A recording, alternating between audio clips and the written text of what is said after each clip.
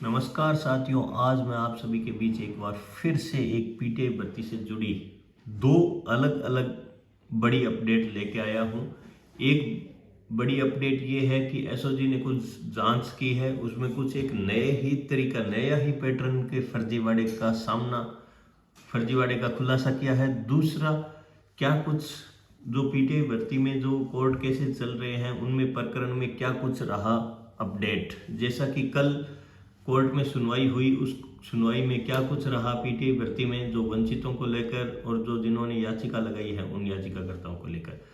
सबसे पहले मैं आपसे पुनः निवेदन करूंगा कि आप इस वीडियो को ज़्यादा से ज़्यादा, जो भी योग्य अभ्यर्थी हैं, आप सभी जो भी सब्सक्राइबर हैं, आप ज़्यादा से ज़्यादा आगे और शेयर करें। जो भी आप इसको देख रहे हैं, जो पीटीआई भर्ती से और अन्य नई भर्तियों से संबंधित जो भी अभ्यर्थी हैं, जिनको तमाम भर्तियों की जानकारी समय समय पे मिलती रहे, तो उसी कड़ी में मैं आपसे ये निवेदन कर रहा हूँ कि आप इसको ज़्यादा से ज़्यादा शेयर करें, लाइक करें, सब्सक्राइब करें और आपके जो भी सुझाव हैं वो कमेंट बॉक्स में ज़रूर डालें साथ में।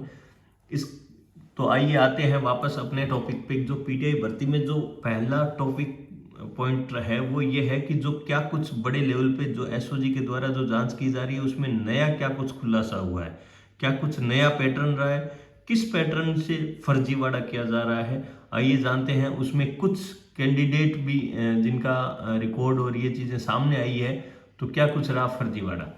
एसओजी ने जो जांच की है उस जांच में कुछ रिकॉर्ड खंगाले हैं, तो फर्जीवाड़े के अभ्यर्थियों का एक नया ही इतिहास रचा है, एक नया ही एक अजूबा कह सकते हो आप। जो नया पैटर्न उन्होंने फर्जीवाड़े का अपनाया है वो ये है कि जो जिन लोगों ने डिग्रियां प्राप्त की, कहाँ जहाँ कहीं से भी की, उनने डिग्रियां जैसे भी की, लेकिन डिग्रियों के साथ साथ वो सरकारी जॉब पे थे।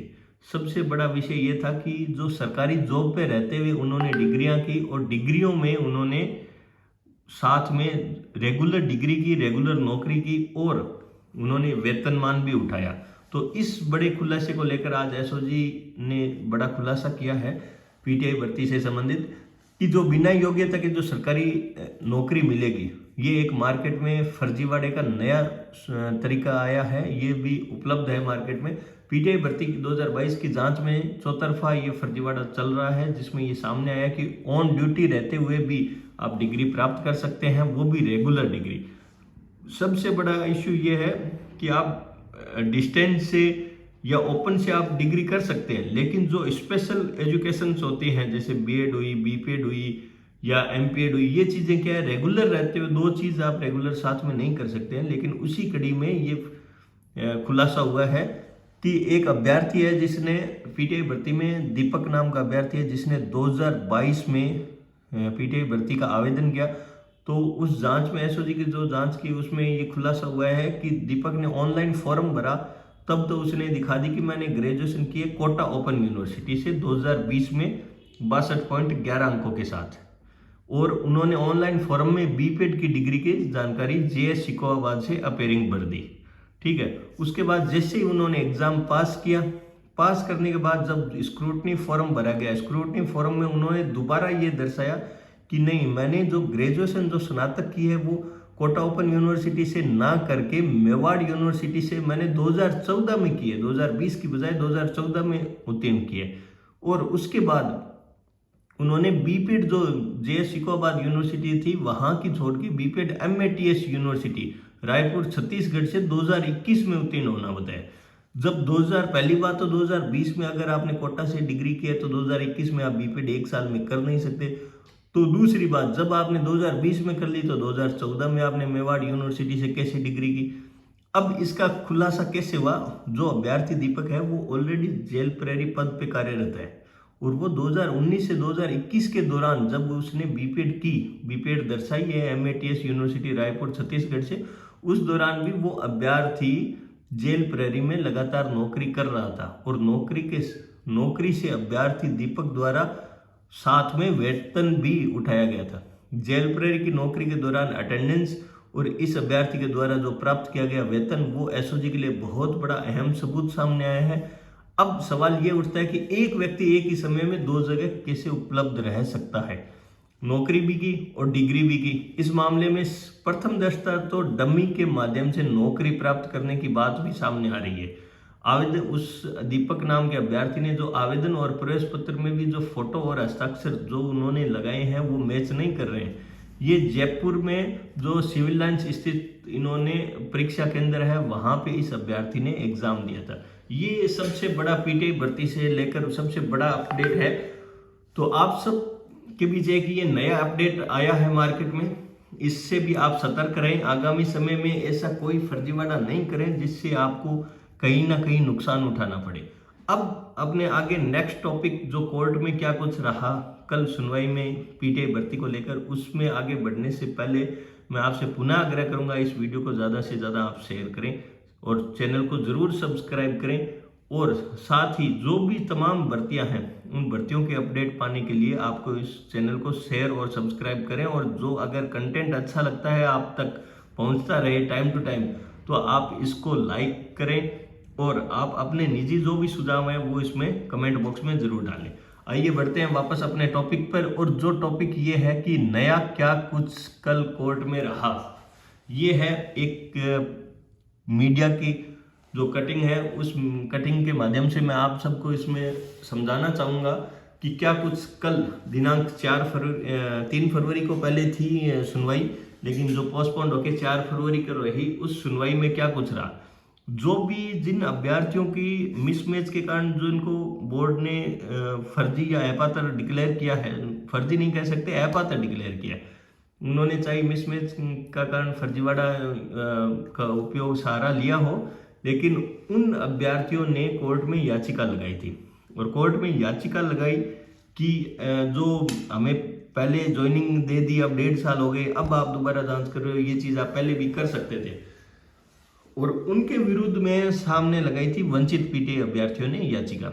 वंचित पीटीआई अभ्यर्थियों का यह कहना था कि इतने बड़े लेवल पे फर्जीवाड़ा हुआ है, काफ़ी अलग अलग तरीकों से मिसमैच हुई है, डमी भी है, डबल डिग्री भी है, और काफ़ी अलग अलग लेवल के जो फर्जीवाड़े ऑन ड्यूटी रहते हुए हैं। तो ये उनका कारण था कि इतना बड़े लेवल पे फर्जीवाड़ा हुआ है, तो क्यों ना हम अपने इसकी दोबारा पुनः दस्तावेज जांच करवाई जाए और दस्तावेज सत्यापन हो। वो उनकी मांग पूर्णतः ये है कि बोर्ड के माध्यम से दस्तावेज हो, दोबारा पूरा प्रारूप जो जितने भी मिनिमम 40% क्राइटेरिया क्वालिफाई किया है उन सभी कैंडिडेट का, चाहे वो नौकरी लगे हैं, चाहे वो पीछे वंचित हैं, और चाहे वो किसी कारण छोड़ के जा चुके हैं, उन सभी।